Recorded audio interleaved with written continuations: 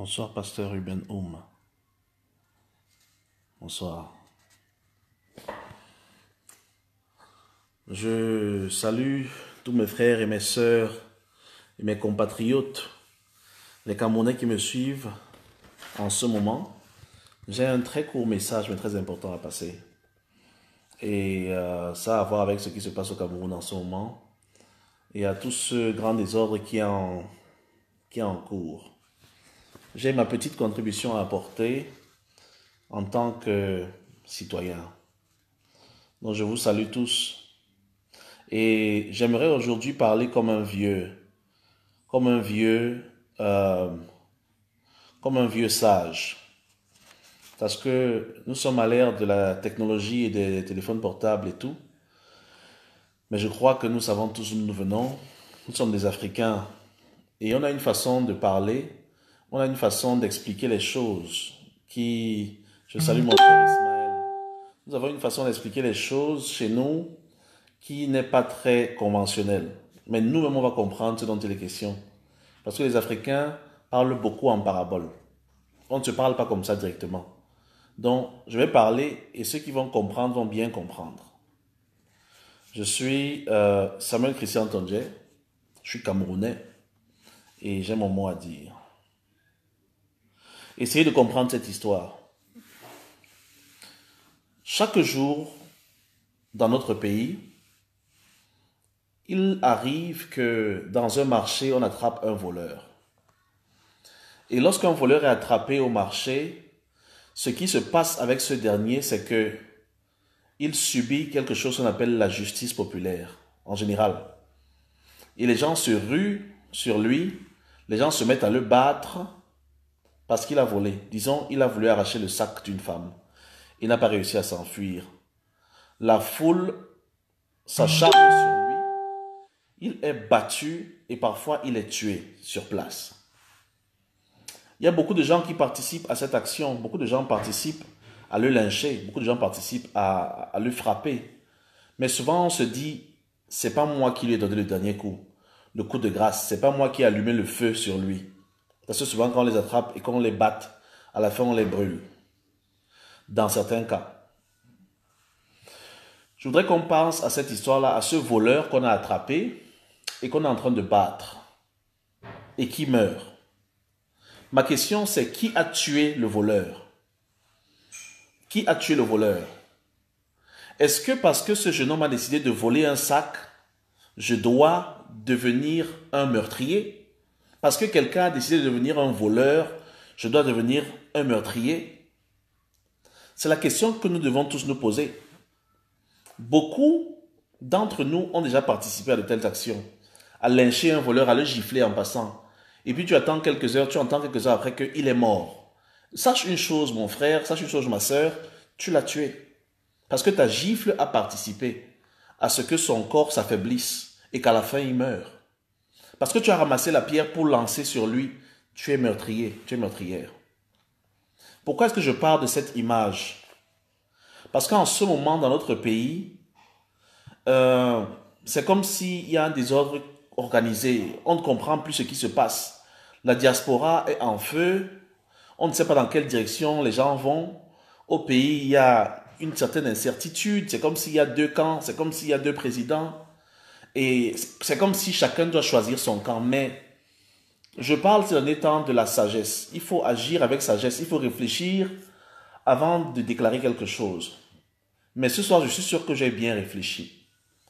Et tout ce grand désordre qui est organisé au pays, tout ce qui arrive à notre pays, ne peut pas être déposé sur les épaules d'une seule personne. Tout comme tout le grand carnage qui se passe dans le marché ne peut pas être la faute du voleur. Parce que si on dit que c'est de la faute du voleur, qu'il y a tout ce boucan et tout ce feu, je ne pense pas. L'action du voleur était réduite au niveau de... Il voulait arracher le sac et courir. Ce qui s'est passé, c'est qu'un grand désordre a été organisé après, parce que le peuple a voulu se rendre justice.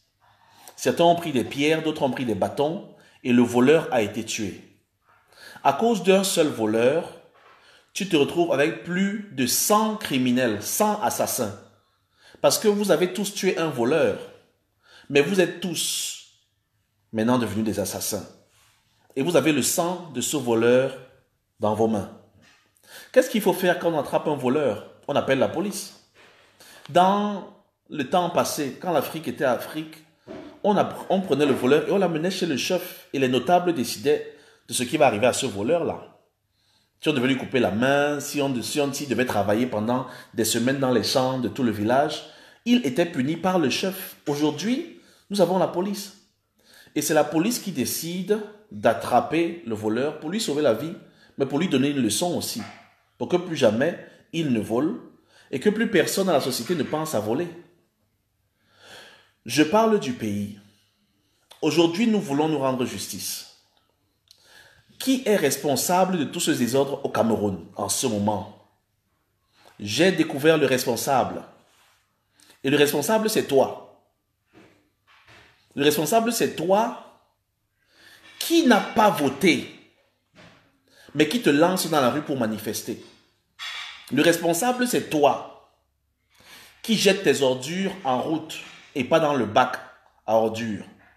Le responsable, c'est toi qui envoie les soldats à la guerre sans avoir parlé avec ceux qui s'opposent à toi.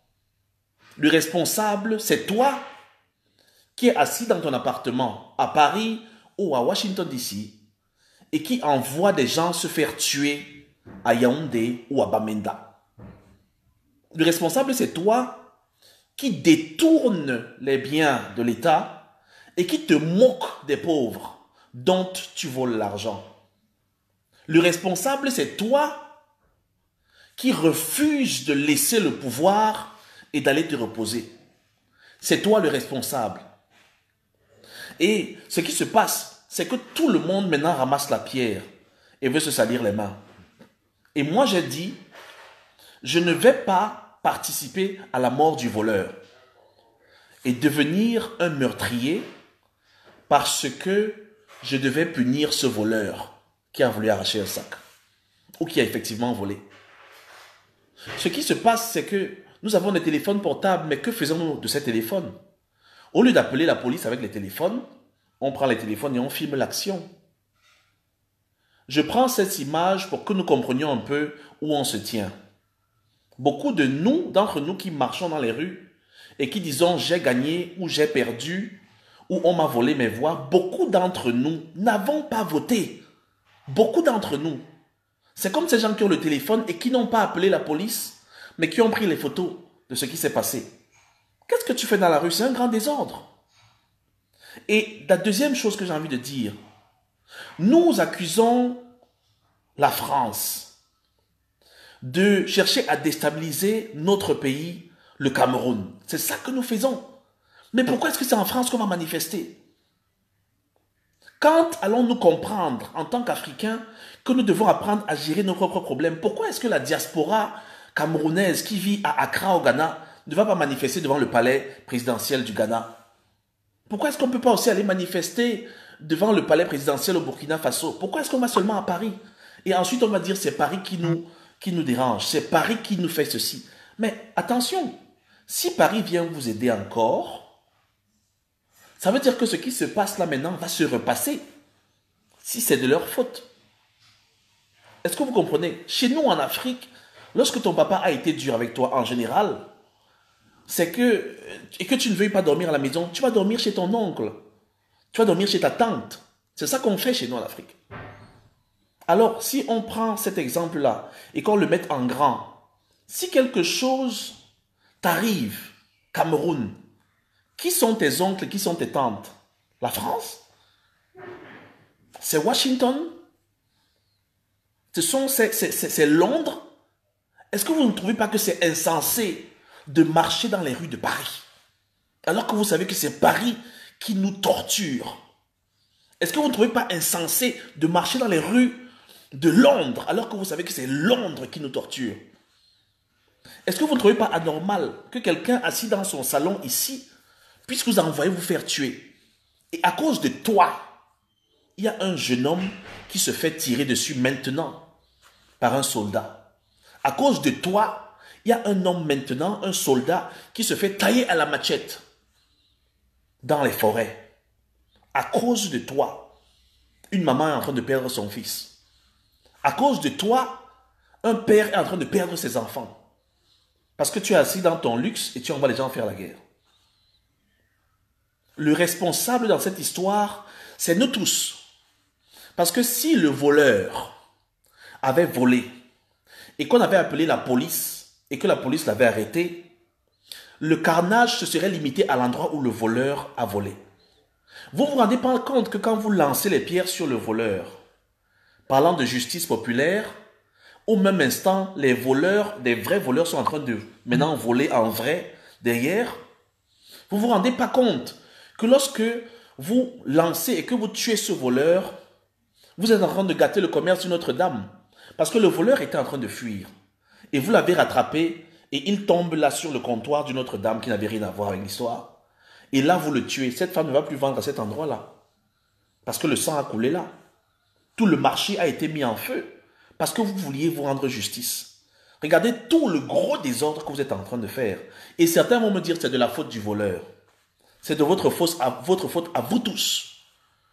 Donc, ce qu'on a vu dans d'autres pays là, ne faisons pas ça dans notre pays, le Cameroun. Vous allez dire, on a appelé la police et la police est corrompue. Parce qu'on va dire, disons, la police, ce sont les élections, on a attrapé un voleur qui ne gère pas bien, il est maintenant encerclé, appelons la police, et puis les choses ne se sont pas bien passées. Vous allez dire que la police est corrompue. Je suis d'accord. Mais qui est au-dessus de la police? Qui peut diriger? Qui peut changer les choses? Ce sont les lois. Nul n'est au-dessus de la loi. Et où est-ce qu'on arrange ces choses? C'est au Parlement. On peut décider de beaucoup de choses. Il y a d'autres échéances qui approchent. Il y a les législatives, il y a des choses qui arrivent. Chers frères et sœurs, tout n'est pas perdu. Tout n'est pas perdu. Tout le monde veut que ça change. Personne ne peut aimer le voleur. Et ce n'est pas parce que je ne prends pas la pierre pour lancer sur ce voleur que je supporte le voleur. Ce n'est pas parce que je ne ramasse pas la barre de fer pour frapper sur sa tête que je supporte ce qu'il a fait. Donc ne forcez pas tout le monde à lancer une pierre sur ce voleur qui est à terre et disant tu dois choisir. Non, je choisis de ne pas lancer une pierre au voleur. Tout le monde sait qu'il est un voleur, tout le monde sait qu'il est à terre et qu'il ne va pas aller plus loin. Tout le monde le sait. Donc ne me faites pas participer à cause d'un voleur à un crime. Parce que là, c'est un voleur, mais à la fin, il y aura 200, 300 tueurs. J'ai souvent assisté, j'ai souvent vu en passant la colère des gens du marché quand on attrape un voleur. Chacun donne une gifle, bam, et quelqu'un donne une gifle, il prend le taxi et part. Mais tu as tué quelqu'un. Tu as tué quelqu'un. Quelqu'un donne un coup de poing, prend le taxi et part. Le monsieur reste mourir dans 3 heures. Tu l'as tué. Beaucoup de gens marchent là alors qu'ils sont des criminels parce que quelqu'un avait volé. Ne participons pas de près ni de loin à ce qui se passe là. Dans les vidéos que nous lançons, c'est vrai que nous sommes fâchés, c'est vrai que nous ne sommes pas d'accord avec ce qui se passe, mais ne participons pas au meurtre de quelqu'un. Quelqu'un peut avoir fait une vidéo, tu peux avoir fait une vidéo ici. Quelqu'un t'a écouté, quelqu'un te fait confiance. Il sort dans la rue parce que tu as lancé un mot d'ordre, on lui tire dessus. Tu as participé à sa mort. Tu as participé à sa mort. Oui, ce n'est pas seulement le soldat qui a tiré sur lui. Tu as aidé le soldat à tirer sur lui. Soyons très sages, chers frères et sœurs. Et je crois qu'il est temps de jeter les pierres au sol. Et maintenant d'appeler la police. Prochainement, au lieu d'utiliser vos téléphones pour prendre les photos de ce qui se passe, du massacre, prenez vos téléphones pour appeler la police.